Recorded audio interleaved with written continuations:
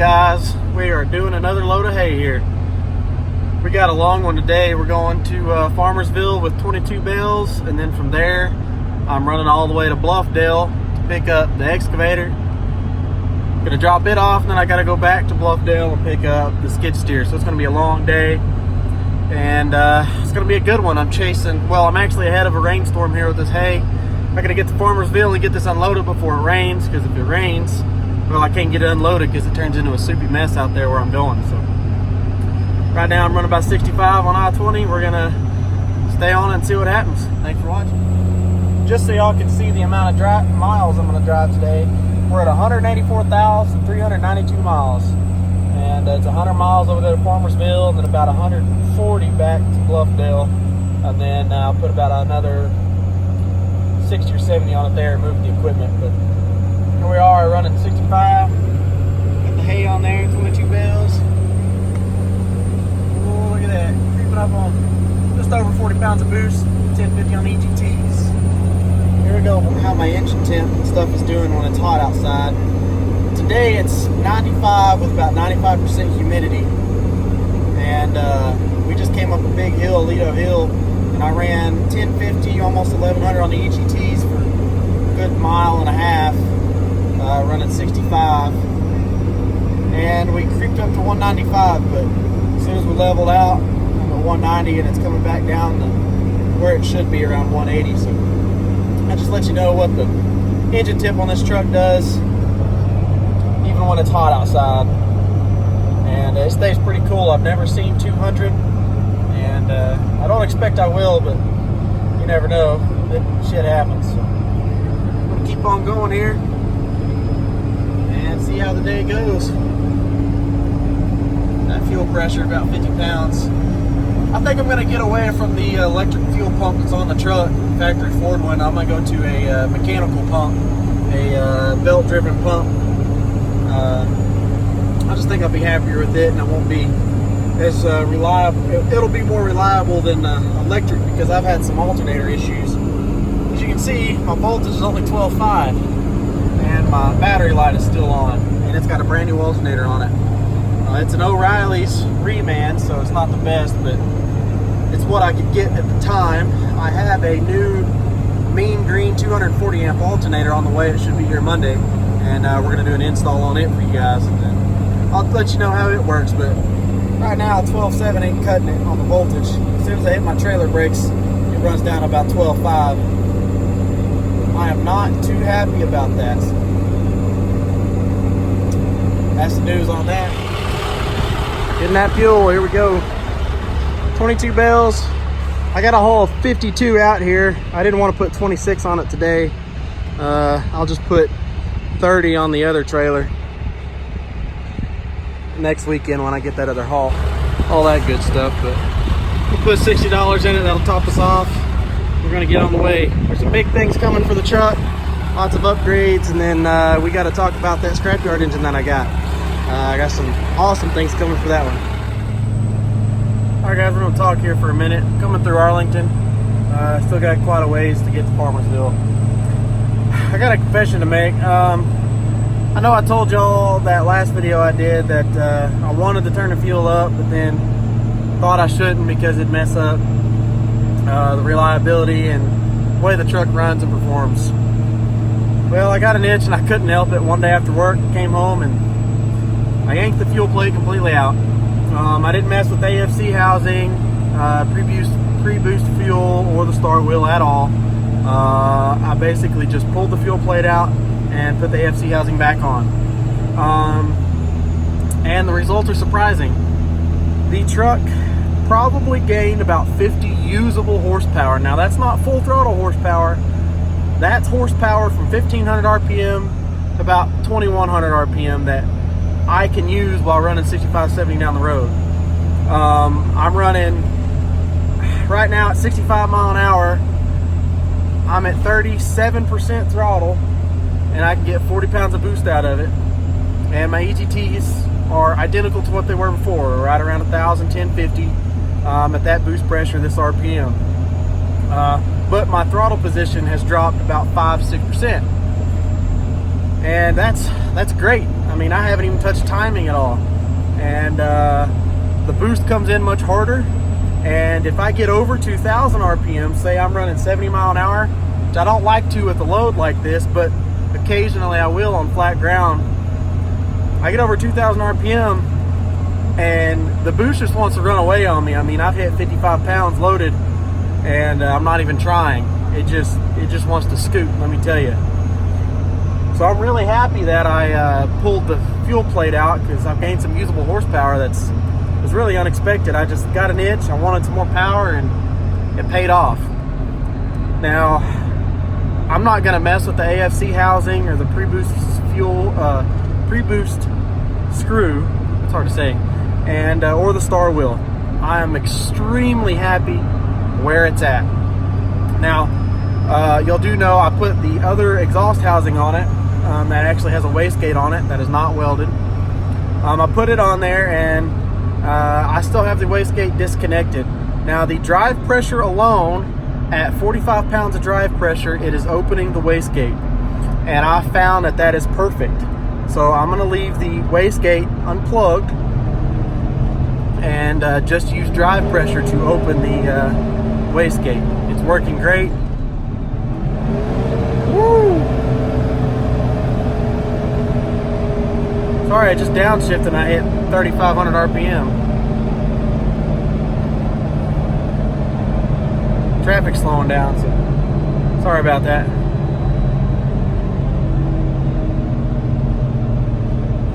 Anyways, getting in here, Arlington traffic's slowing down to a crawl.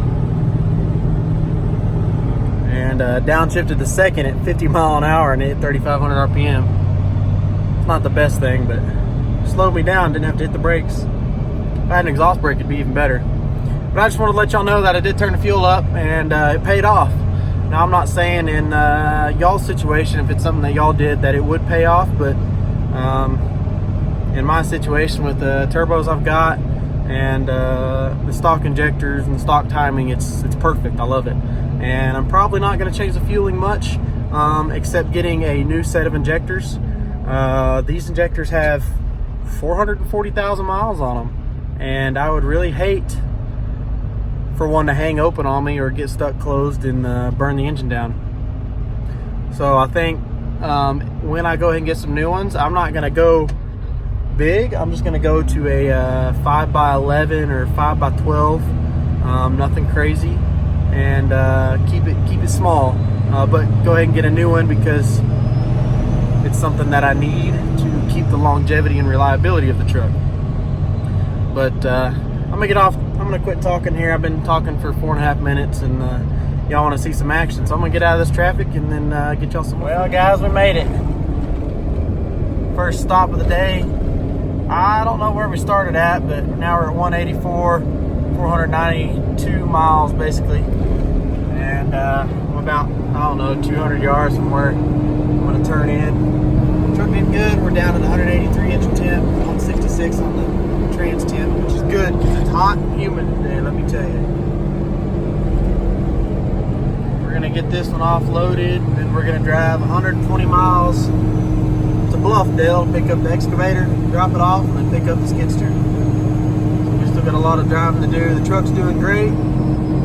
We hit a little snag in Dallas where we hit some stopped traffic. We were doing about 65 and had to lock it down. That was a little bit scary, but we got her handled. So here we go, pulling in now. It's a pretty nice place they got. So it's a really nice place that they have out here.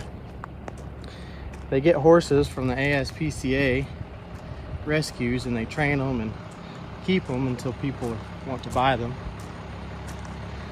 It's a huge ranch, and they get quite a lot of hay from me. I wish I could get a little bit better hay, but this year the slim pickings, because we've had so much rain, nobody's been able to get a cut. The guy I usually get hay from, he bales about 3,000 bales a year. He hasn't even made his first cut yet, so that's a bad deal for him and a bad deal for me. But it is what it is, and we got to deal with it. So that's the way it is. But the back of my truck is a mess. As you can see, all my chains are back there, my blocks. A little bit of trash I gotta take out before I get back in the shop. The old truck's still doing fine. Ain't about that.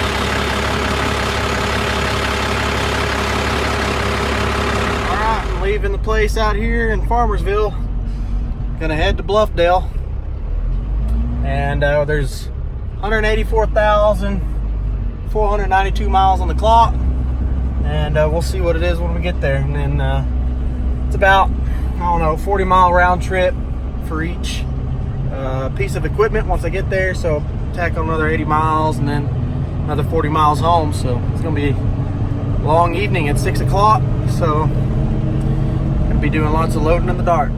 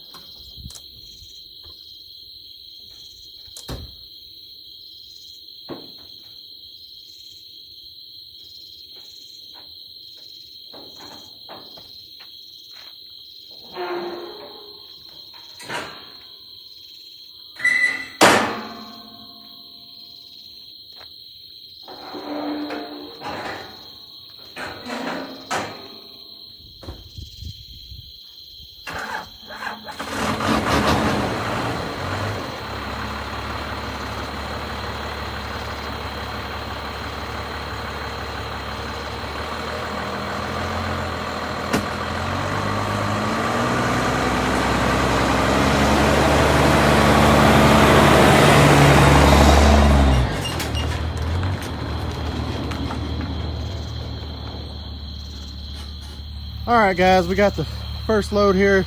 After hauling the hay, we got the skidster with the mulcher head on it.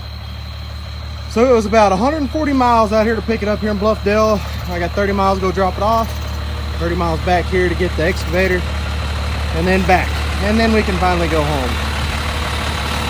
But you say the odometer here. Let's see. 184,635 miles. So right at 140 miles to get here.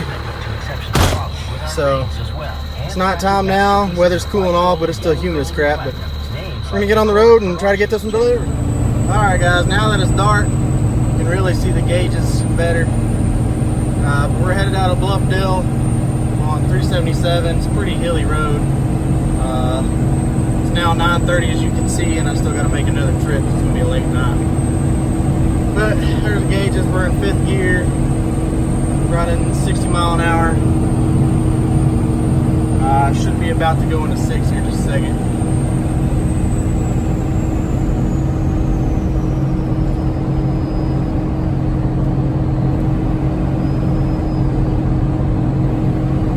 Well, guys, we have some bad news.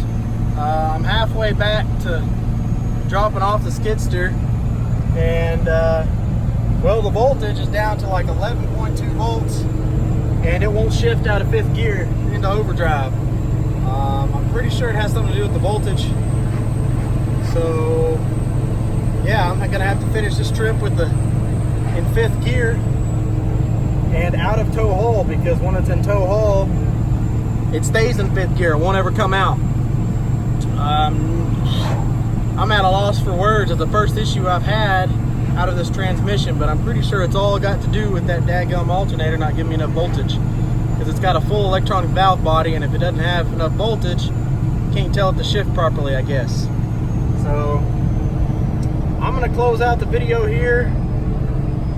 I apologize if it wasn't what y'all wanted, but I'm gonna give y'all the bad news.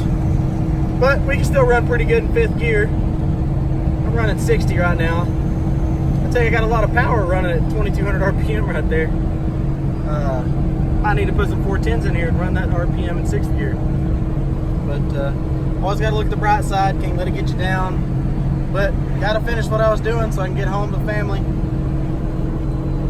Look at that, just no voltage. If I turn the truck off, it won't start back up with that little voltage. So, oh, that sucks. But good thing I have that mean green alternator coming Monday. So we'll get it swapped out, get back on the road here. Hopefully it doesn't hurt the transmission.